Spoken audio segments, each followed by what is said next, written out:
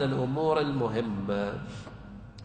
المحطات المتميزة في هذه الأشهر الثلاث، رأيت رواية أن النبي صلى الله عليه وآله وسلم هكذا أوحي إليه: أعمار الأمة أعمار قصيرة، يقال في الأزمنة السابقة زمان نوح الأعمار لم تكن هكذا، أعمار طوال، ولكن أعمار أمة النبي بين 60 و70، هكذا توفى النبي، هكذا أمير المؤمنين، هكذا سيد الشهداء، هذا العمر المتعارف. رب العالمين أراد أن يكرم أمة النبي المصطفى محمد،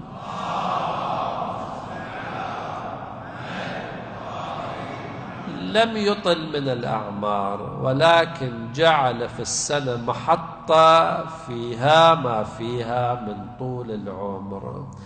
ليلة القدر خير من 1000 شهر، في السنة الواحدة ليلة، هذه الليلة تساوي أكثر من 80 عاما. وصحح خطئي، لا تساوي، وإنما هو خير من 1000 شهر.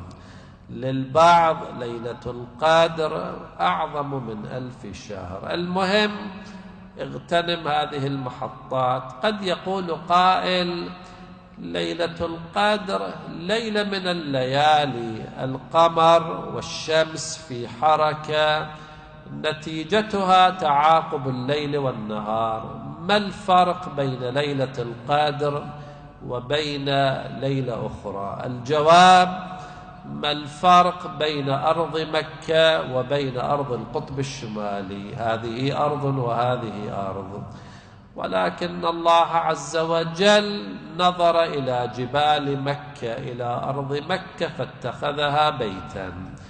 نظر إلى ليلة القدر فاتخذها ليلة خيرا من 1000 شهر. ليلة النصف من شعبان كذلك.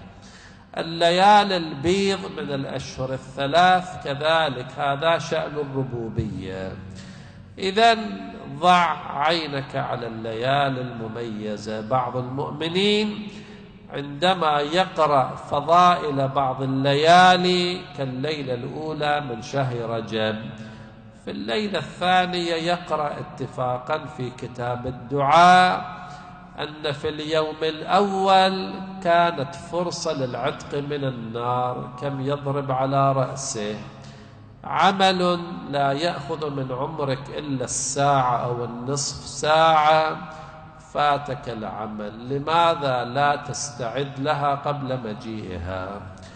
إذن الالتفات إلى المحطات العبادية المميزة.